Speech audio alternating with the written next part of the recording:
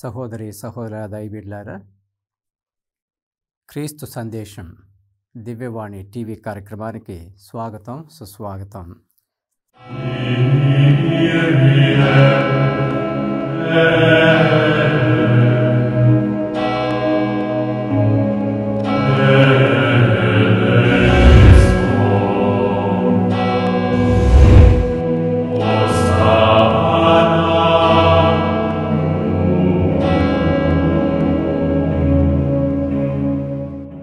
ప్రియమైన సహోదరి సహోదర దైవబిడ్లారా, మనందరి జీవితాల్లో చాలాసార్లు మన యొక్క అవగాహనలో కొన్ని విషయాలు జరుగుతూ ఉంటాయి.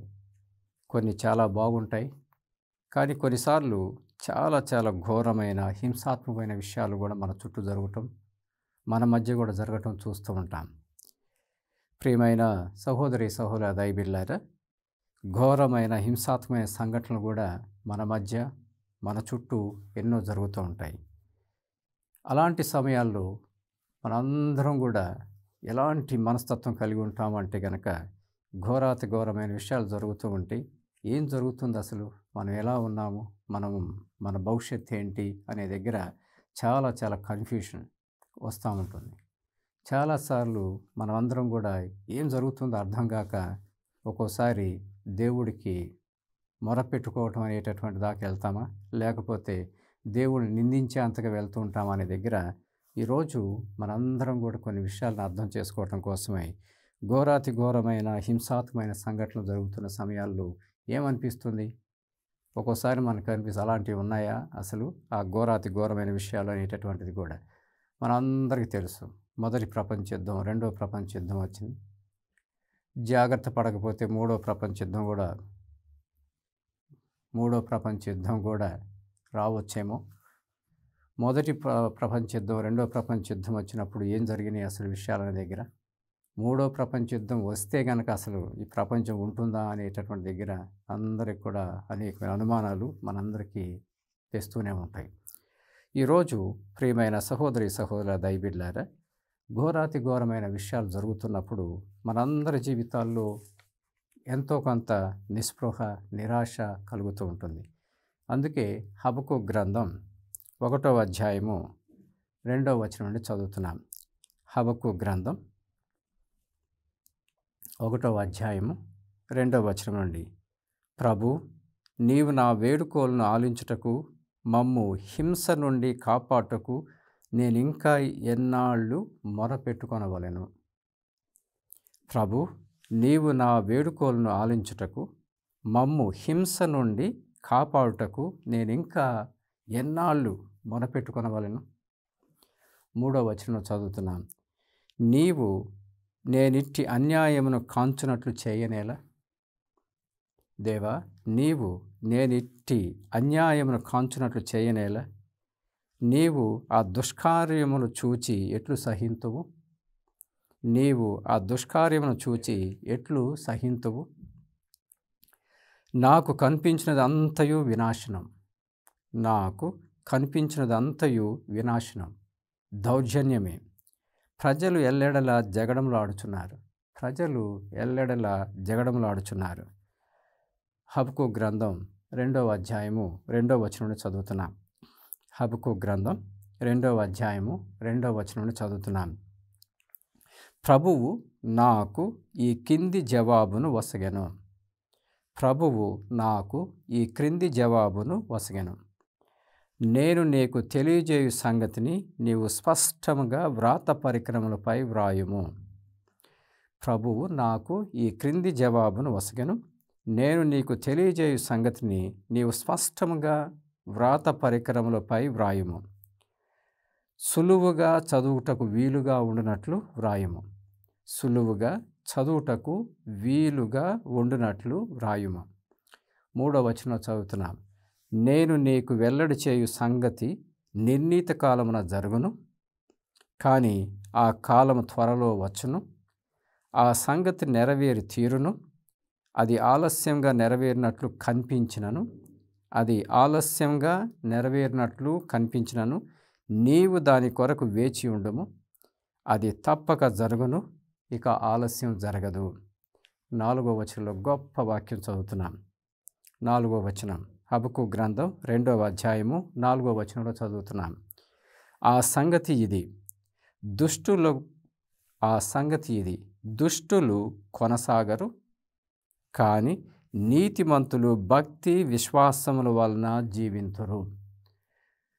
నీతిమంతులు భక్తి విశ్వాసం వలన జీవింతురు అంటున్నాడు. ప్రియమైన సహోదరి సహోదర దైవీల్లారా, లూకా శుభవార్త 17వ అధ్యాయం 5వ వచనంలో, లూకా శుభవార్త 17వ అధ్యాయం 5వ వచనంలో శిష్యులు ప్రభువుతో మా విశ్వాసం పెంపొందుము అని కోరిరి. శిష్యులు ప్రభువుతో మా విశ్వాసమును పెంపొందింపుము అని కోరిరి. ప్రియమైన సహోదరి సహోదర దైవీల్లారా, ఈరోజు మనందరం కూడా ఈ గొప్ప విషయాలను ఒక్కోసారి మన చుట్టూ మన మధ్య ఘోరాతి ఘోరమైన హింసాత్మకమైన సంఘటనలు జరగటం చూస్తూ ఉంటాం. ఈరోజు అలా ఎలా ఎదుర్కొనగలం వాటిని అన్న దగ్గరికి వచ్చానికి ఈరోజు దేవాది దేవుడు మీరు మాత్రం విశ్వాసంలో ఉండండి, నీతిమంతులుగా భక్తి విశ్వాసం కలిగి జీవించడం నేర్చుకోండి, ఇక మిగతా అన్నీ కూడా దేవాదేవుడు ఎలా నడిపిస్తాడో చూడండి అనేటటువంటి దగ్గర ఈరోజు ప్రియమైన సహోదరి సహోదర దైవీల్లారా, కొన్ని విషయాల్ని దేవాదేవుడు మనకు గుర్తు చేస్తూ ఈ విషయాలను అర్థం చేసుకోవటం కోసమే ఇలాంటి విషయాలు చాలా చాలా హింసాత్మకమైనటువంటి విషయాలు జరుగుతున్నప్పుడు, మొదటి ప్రపంచ యుద్ధం, రెండవ ప్రపంచ యుద్ధాలు జరుగుతున్న ఆ రోజుల్లో అలెగ్జాండర్ సోలెస్నిస్ అనేటటువంటి ఆయన 1918వ సంవత్సరంలో జన్మించాడు. 2008వ సంవత్సరంలో మరణించాడు. 1918 సంవత్సరంలో జన్మించాడు, 2008వ సంవత్సరంలో మరణించాడు. ఆయన రష్యా దేశంలో జన్మించాడు. ప్రియమైన సహోదరి సహోదర దైవీల్లారా, యువకుడుగా ఉన్నప్పుడు హిట్లర్కి వ్యతిరేకంగా రష్యా దేశపు సైన్యంలో ఉండి హిట్లర్కి వ్యతిరేకంగా ప్రుసియా అనేటటువంటి ప్రాంతంలో యుద్ధానికి వెళ్ళి ఎంత గొప్పగా యుద్ధం చేశాడు. హిట్లర్ని ఎదుర్కోవటం కోసం, ఆ యుద్ధాల్లో హిట్లర్ని ఎదుర్కోవడం కోసం ఆర్మీలో జాయిన్ అయ్యి సైనికుడిగా ఉండి, రష్యన్ సైనికుల్లో ఉండి ఏ విధంగా వెళ్ళి యుద్ధం చేశాడు. ఆ తర్వాత చిన్న చిన్నగా తన జీవితాన్ని గురించి నెమరు వేసుకుంటూ ఉండగా రష్యా అంటే చాలా గొప్ప దేశం అని, లెనిన్, స్టాలిన్ వీళ్ళందరూ కూడా చాలా గొప్పవాళ్ళని మనందరికీ తెలుసు. కమ్యూనిజం ఎట్లా వచ్చింది అనేటటువంటిది, రష్యా దేశంలో లెనిన్, స్టాలిన్ అనేటటువంటి వాళ్ళు ఎలా వెనకున్నారనేటటువంటిది, వాటన్నిటిని చూసి చాలా ప్రేమలో పడ్డాడు. లెనిన్ అన్న, స్టాలిన్ అన్న కానీ ఏమో ప్రేమలో పడ్డాడు. చిన్న చిన్నగా ఆయన అర్థం చేసుకుంది ఏంటో తెలుసా? ఈ లెనిన్, స్టాలిన్ వీళ్ళు కూడా క్రూరంగా ఎంతోమందిని చంపారు అనేటటువంటిది విన్నాడు, చూడటం కూడా జరిగింది. ఆయన సైన్యాన్ని వదిలేసేసి నిజమైనటువంటి వాస్తవాన్ని చెప్పాలనే తపనతోటి, నిజమైనటువంటి వాస్తవాన్ని ప్రపంచానికి చెప్పాలనే తపనతోటి ఆయన ఏం చెప్తున్నాడో తెలుసా? ప్రియమైన సహోదరి సహోదరులారా, ఆ లెనిన్, ఆ స్టాలిన్ అనేటటువంటి వాళ్ళు లక్షల మందిని ఏ విధంగా చంపారు అనేటటువంటిది ఆయన ప్రపంచానికి చూపిస్తున్నాడు. ప్రజల మధ్య చైతన్యాన్ని తీసుకొస్తున్నాడు. నిజమైనటువంటి జీవితం అంటే ఏంటో తెలుసుకోండి అని చెప్పడంలో ఒకప్పుడు ఎంతో ప్రేమతోటి యుద్ధానికి వెళ్ళాడు, అది చేశాడు, ఇది చేశాడు. ఆ తర్వాత అసలు వాస్తవాలను తెలుసుకొని ఆ నిజాన్ని ఎలా చెప్పాలి జనాల్లోకి అనే దగ్గరికి వచ్చేళ్ళకి, నిజం చెప్తే ఈయన్ని బతకనిస్తారా అనేటటువంటిది అనమాట. ప్రియమైన సహోదరి సహోదర దైవీల్లారా, అలెగ్జాండర్ సోలెస్నిస్ ఏ విధంగా ఆ ధైర్యాన్ని తెచ్చుకున్నాడు అనేటటువంటిది మనం ఈరోజు గమనిస్తున్నాం. వాస్తవాలను చెప్పి అసలైనటువంటి విధానాలు ఏంటని చెప్పడంలో ఆ ధైర్యాన్ని, సాహసాన్ని ఎలాగ తెచ్చుకుంటున్నాడు అనేటటువంటిది, ఎలా చెప్పగలిగాడు ప్రపంచానికి అనేది మనం ఈరోజు 4 మాటలు చెప్పుకుంటున్నాం. ప్రియమైన సహోదరి సహోదరు, ఆ ధైర్యం, ఆ సాహసం ఎలా వచ్చింది ఆయనకి అనేటటువంటిది కూడా 2 మాటలు చెప్పుకుంటున్నాం. ప్రియమైన సహోదరి సహోదరులారా, 1917లో లెనిన్ దాదాపు 1917 నుంచి 1921 సంవత్సరం దాకా 60 లక్షల నుండి 120 లక్షల మంది జనాల్ని అటు తుపాకులతో కాల్చడం కానివ్వండి, భోజనం అనేటటువంటిది, తిండి అనేటటువంటిది లేకుండా ఏ విధంగా వాళ్ళని హింసాత్మకంగా ఎలాగ చంపాడనేటటువంటి రకరకాల విధానాలు అనేటటువంటిది ఆయన లెనిన్ టైంలో 1917, 1921 సంవత్సరం ఎంతమందిని చంపాడు అంటే గనక 60 లక్షల నుండి 120 లక్షల దాకా చంపాడు ఆయన అంటున్నాడు. 1922, 23 సంవత్సరాల మధ్యలో దాదాపుగా 75 లక్షల నుండి ఇంకా ఎక్కువ మందిని చంపాడు అనేటటువంటిది, అది షూటింగ్ తుపాకులతో షూట్ చేయటం కానీ, కాల్చడం కానివ్వండి, లేదా రకరకాలమైనటువంటి తిండి లేకుండా చేయటం, కరువు కాటకాలను సృష్టించడం, ఎలాగ చంపాడు అనేటటువంటిది. అలాగే 1922, 28 మధ్యలో దాదాపుగా 20 లక్షల నుంచి 30 లక్షల మందిని ఎలా చంపారు అనేటటువంటిది చూపిస్తున్నాడు. అలాగే 1929, 1933 సంవత్సరాల మధ్యలో దాదాపుగా 16 మిలియన్స్ అంటే 160 లక్షల మంది జనాలను ఏ విధంగా చంపారు అనేటటువంటిది సిస్టమేటిక్గా ఆయన ఎలా చూపిస్తున్నాడు. ఆ తర్వాత స్టాలిన్ రావటం కానీ, ఆయన టైంలో కూడా 1943 నుంచి 1953 వరకు ఎంతమందిని వాళ్ళు చంపారు, దాదాపుగా 111 లక్షల మంది జనాలు ఎలా చంపారు అనేటువంటిది చూపిస్తున్నారు. అంతా ఏంటంటే కనుక కమ్యూనిజం అనేటటువంటిది వచ్చింది. దేవుడు లేడు, ఏమీ లేదు, ఈ లోకంలోనే అప్పుడు ఆ రోజుల్లో ఉన్నటువంటి వాళ్ళు భూలోకంలోనే స్వర్గలోకం ఉన్నదన్నట్లుగా వాళ్ళు ఎలా సృష్టించారు. కానీ వెనక ఏం జరుగుతుంది అనేటటువంటి విషయాల దగ్గరికి వచ్చేళ్ళకి ఆ స్టాలిన్ కానీ, లెనిన్ కానీ ఏ విధంగా ప్రవర్తించడం అనేది ఆయన చెప్పడం మొదలుపెట్టాడు. ప్రియమైన సహోదరి సహోదర దైవబిడ్డలారా, ఈరోజు ఎందుకు ఈ వాస్తవాలను చెప్తున్నామంటే కనుక ఒక్కోసారి మన చుట్టూ మొదటి ప్రపంచ యుద్ధం, రెండో ప్రపంచ యుద్ధం ఇలాంటివి జరుగుతూ ఉండగా ఆయన యుద్ధానికి వెళ్ళాడు, ప్రేమతో వెళ్ళాడు, యుద్ధం చేయడం తపన పడ్డాడు. కానీ వాస్తవాలు తెలుసుకున్న తర్వాత నిజమైనటువంటి జీవితం అంటే ఏంటి అనే దగ్గరికి వచ్చేళ్ళకి ఏం చెప్పాలి అనేటటువంటి దగ్గర ఆ ధైర్యం, ఆ సాహసాన్ని ఎలా పొందుకున్నాడు అనేది మనం చూస్తున్నాం.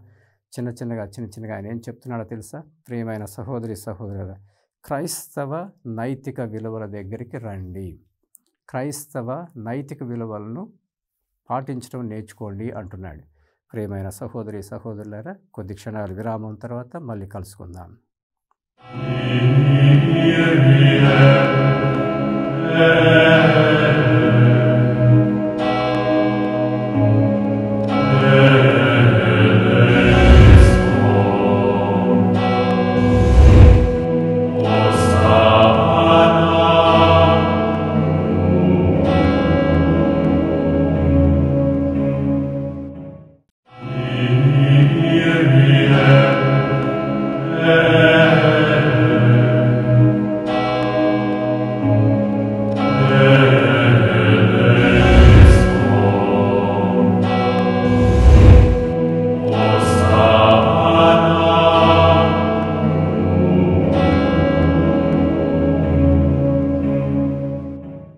ప్రియమైన సహోదరి సహోదర దైవబిడ్డలారా, ఈరోజు మనం అందరం కూడా కొద్ది క్షణాల విరామం తర్వాత తిరిగి వచ్చి 2 విషయాలను గుర్తు చేసుకుంటూ ఉన్నాం. ఘోరాతి ఘోరమైన హింసాత్మకమైన విషయాలు మన చుట్టూ జరుగుతూ ఉంటాయి. అలాంటి సంఘటనలు మన చుట్టూ జరుగుతుంటే హబక్కు గ్రంథంలో వ్రాసినట్లుగా నీతివంతమైన భక్తి విశ్వాసాలతో కలిగిన జీవితాన్ని నిలబెట్టుకోండి అని ఎలాగంటున్నారు. అలాగే అలెగ్జాండర్ ఏ విధంగా తన జీవితాన్ని గురించి మాట్లాడుతూ ఎంత గొప్పగా అహింస అనేటట్టు తీసుకురావాలి జనాల్లోకి అంటే కనుక అలెగ్జాండర్ సోలసినిస్ ఏ విధంగా అంటున్నాడు, రష్యాలో పుట్టి రష్యాలో జని ప్రేమతో యుద్ధంలోకి వెళ్ళిన తర్వాత అసలు వాస్తవాలను తెలుసుకొని క్రైస్తవ నైతిక విలువల వైపుకు రండి అని పిలుపునిస్తున్నాడు. బైబిల్ గ్రంథాన్ని చదవటం నేర్చుకోండి. ఆ క్రైస్తవ నైతిక విలువలు అనేటటువంటిది మనందరికి కూడా మన జీవితాలని ఫలభరితం కావించి 10 మందికి ఉపయోగపడేటువంటి జీవితాల వైపు తీసుకువెళ్తాయి, కానీ హింసాత్మకమైన ధోరణిలోకి తీసుకెళ్ళవు అనేటువంటి సంగతిని ఏ విధంగా అలెగ్జాండర్ సోలసినిస్ చెప్పడం మొదలుపెట్టాడు. ప్రియమైన సహోదరి సహోదరులారా, ఆయన జీవితంలో అనుకున్నట్లుగానే ఆయన్ని బంధించారు, చెరసాలలో వేశారు. చెరసాలలో వేసి ఆయన ఏ విధంగా క్రూరాతి క్రూరంగా పనులు చేపిస్తున్నారు, ఆ పనులు చేసేటప్పుడు ఎంత పని చేయాల్సింది ఉంటే కనుక నడుములు ఎక్కడ ఇరిగిపోతాయో అన్నట్లుగా ఆ పనులు చేయించడం మొదలుపెట్టారు. ప్రియమైన సహోదరి సహోదరులారా, ఆయన గులాగ్ అనేటటువంటి కారాగారంలో పెట్టబడ్డాడు. గులాగ్ అనేటువంటి కారాగారంలో వెన్నుముక విరిగిపోతుందేమో అని అంతగా పని చేయిస్తున్నారు. ఆ పనిని, అక్కడున్న పరిస్థితిని చూసి విసికి వేసారిపోయాడు. నిరాశలోకి వెళ్ళిపోయాడు. నిస్పృహ, నిర్వేదం. అవును, నేను వాస్తవం చెప్పాలనుకున్నాను, కానీ ఇప్పుడు జరుగుతుంది నేను ఇలాంటి పరిస్థితిలో ఉన్నాననేటటువంటిది ఎంతగా ఆయన బాధపడుతూ దుఃఖిస్తూ ఉన్నాడు. ప్రియమైన సహోదరి సహోదరులు, ఒక పాయింట్కి వచ్చేలకే ఆత్మహత్య చేసుకుంటే అయిపోతుందేమో, ఇంత పని, ఇంత చాకిరీ, కాళ్ళు ఇప్పుడు ఇరుగుతాయో, వెనుముక ఎప్పుడు ఇరిగిపోద్దో అని అంతగా పనులు, తిండి ఎంత తక్కువ అంటే అంత తక్కువ పెట్టి ఎంత ఘోరాతి ఘోరంగా పని చేపిస్తున్నారనేది విని ఆయన చూసి కళ్ళారా ఇప్పుడు అంటున్నాడు, నేను ఆత్మహత్య చేసుకుంటే బాగుంటుందేమో అనేటటువంటి ఆలోచనలకు వెళ్తున్నాడు. ఆ తర్వాత చిన్న చిన్నగా బైబిల్ చదువుకున్న నేను అలా ఆత్మహత్య చేసుకుంటే ఎట్లా అనేటటువంటి ఆలోచనలో పడిపోయి పారిపోవటానికి ప్రయత్నం చేస్తే ఎలాగుంటుంది, పారిపోవాలని ప్రయత్నం చేస్తే ఎలాగుంటుంది అనేటటువంటి ఆలోచనలో పడ్డాడు.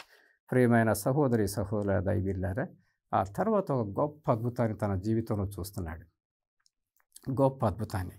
ఒకరోజు ఇలాగనే చెట్టు కింద కూర్చొని కాసేపు అటు ఇటు చూస్తూ సైనికులు ఎక్కడున్నారు, ఏం చేస్తున్నారు, ఎట్లున్నారు, నేను ఎట్లా పారిపోవాలని ఆలోచన చేస్తూ ఉండగా సడన్గా అకస్మాత్తుగా ఎప్పుడు చూడనటువంటి ఒక కారాగారంలో పెట్టబడిన ఒక మనిషిలాగా ఒకరు ఆయన ఎదుట కనపడి ఆయన పారిపోవాలని అలా ప్రయత్నం చేయబోతూ ఉండగా ఆయన ఎప్పుడు చూడనటువంటి నూతన ముఖాన్ని, కారాగారంలో పెట్టబడి ఉన్నటువంటి ఆ మొహాన్ని చూస్తున్నాడు.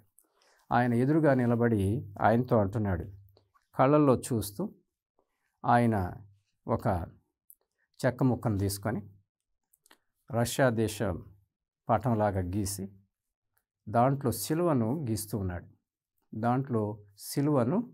ఉన్నాడు. సిలువ గుర్తు చాలా స్పష్టంగా ఆడ కనపడుతున్నది. ఆయన ఒక మాట అంటున్నాడు, త్వరలో నీవు ఈ కారాగారం నుంచి బయటపడతావు. నువ్వు చేయవలసినటువంటి గొప్ప కార్యం ఏదైనా ఉన్నది అంటే గనక ఈరోజు ఆ సిలువ గీశాడు చూసారా, ఆ గొప్ప దీవెనకరమైనటువంటి జీవితాన్ని ప్రజలకు ప్రబోధించడం మొదలుపెట్టు. ఆ గొప్ప సిలువ చూపించేటటువంటి ఆ త్యాగపూరితమైనటువంటి క్రైస్తవ గుణాలతో ఉన్నటువంటి ఆ జీవితాన్ని గురించి ప్రజలకు చెప్పటం నేర్పించు అనేటటువంటిది చెప్తున్నాడు. మూడవ రోజు అనుకోకుండా అంతటా కూడా ప్రపంచమంతా కూడా మార్పులు వచ్చేసి ఆ రష్యా దేశం కూడా మార్పులు వచ్చేసేసి కారాగారం ఉన్న వాళ్ళందరినీ విడుదల చేస్తూ ఈయనను కూడా విడుదల చేశారు. ప్రియమైన సహోదరి సహోదర దైవబిడ్డలారా, ఈయన బయటికి రాగానే ఆయన బైబిల్ తీసుకొని చదవటం మొదలు పెడుతూ ఉండగా ఈరోజు మనం చదువుకున్నటువంటి హబక్కూకు గ్రంథంలోని వాక్యాలని ఆయన చూస్తూ ఉన్నాడు. ప్రభు, నీవు నా వేడుకోలను ఆలించుటకు, మమ్ము హింస నుండి కాపాడుటకు నేను ఇంకా ఎన్నాళ్ళు మొరపెట్టవలెను. హబక్కూకు గ్రంథంలో చదువుతున్నా, ప్రభు, నీవు నా వేడుకోలను ఆలకించుటకు, మమ్ము హింస నుండి కాపాడుటకు నేను ఇంకా ఎన్నాళ్ళు మొరపెట్టవలెను.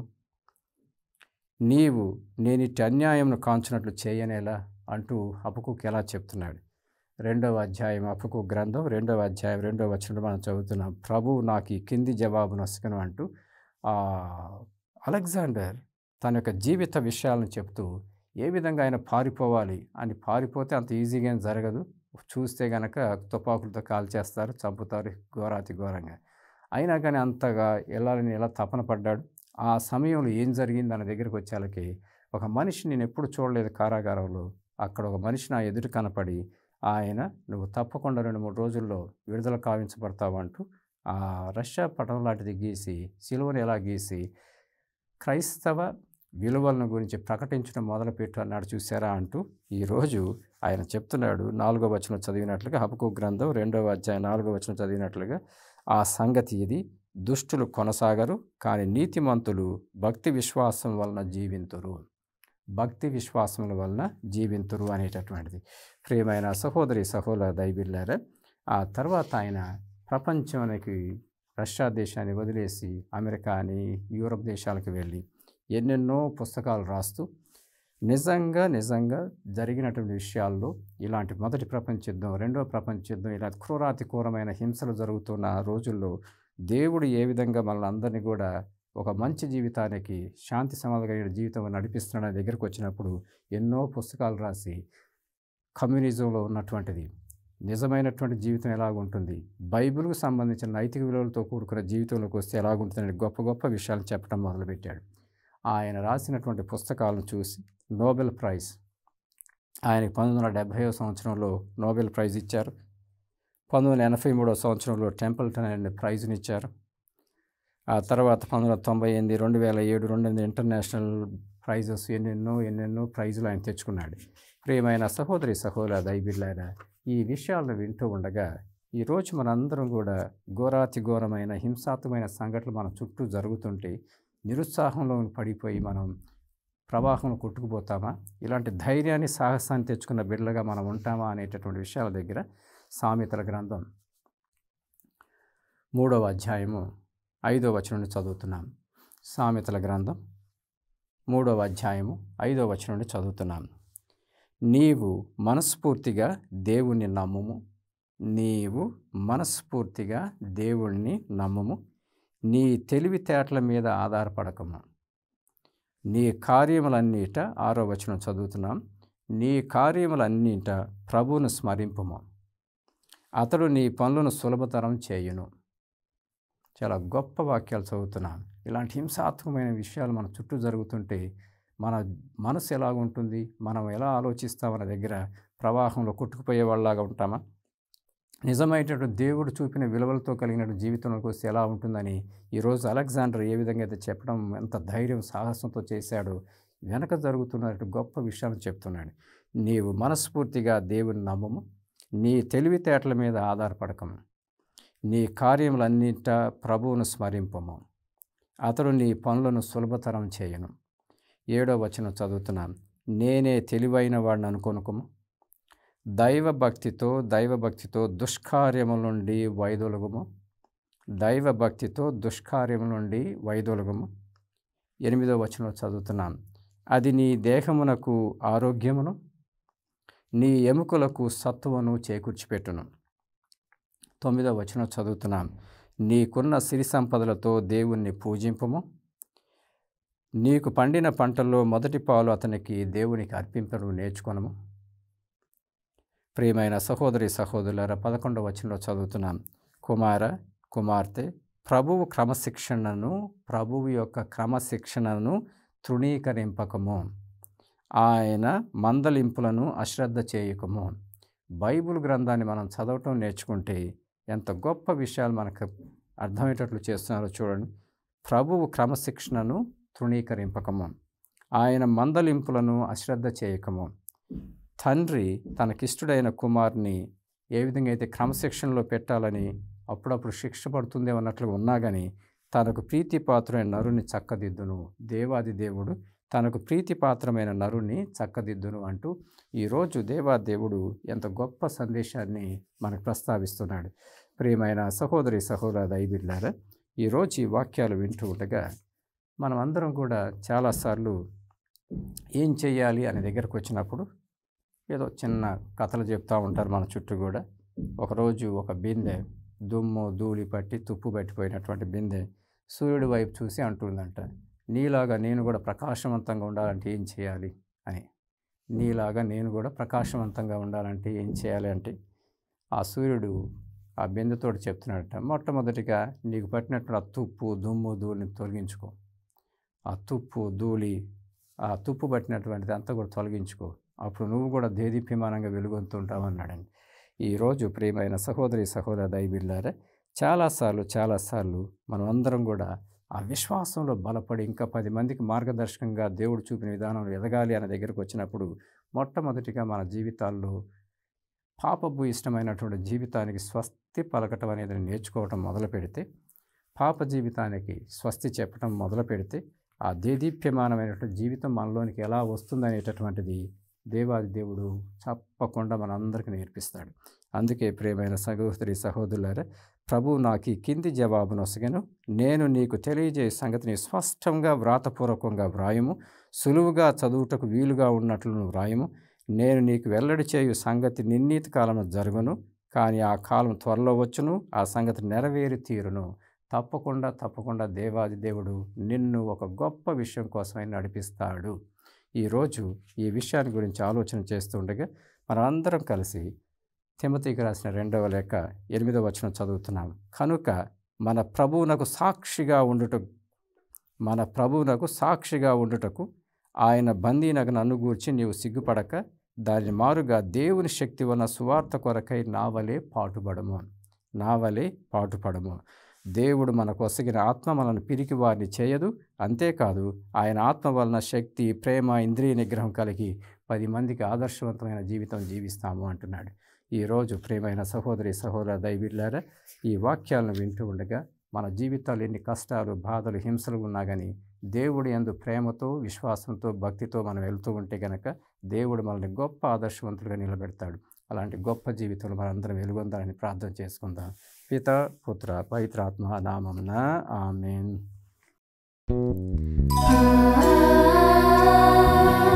Ah